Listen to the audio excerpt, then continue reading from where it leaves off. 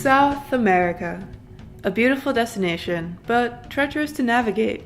For many ambitious sailors, rounding Cape Horn, with its large waves, strong currents, icebergs, and the willy-wah wind, is considered to be one of the great challenges of yachting. Before the Panama Canal was dug in 1914, sailors and merchants rounded Cape Horn by following one of a number of routes. The Strait of Magellan, which travels between the mainland and Tierra del Fuego, is a common choice, but the passage is narrow with difficult currents.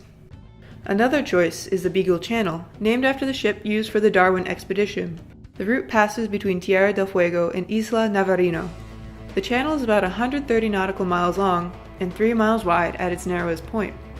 There are also passages around the Wollaston and Hermite Islands on the southernmost end of Chile, just north of Cape Horn.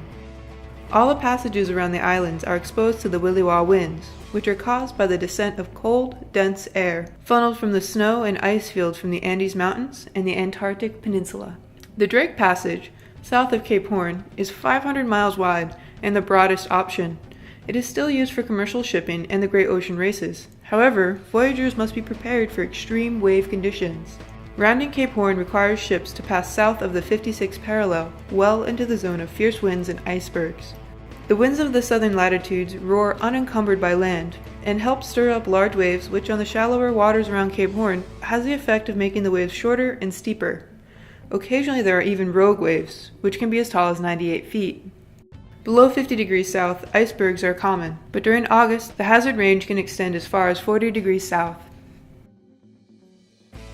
If you're not feeling so excited about rounding the Horn yourself, you can check out the Soundings February 2017 issue for Paula Casanova's and Chris Harris's story on their own adventure around Chile. For other boat stories and news, you can go to soundingsonline.com.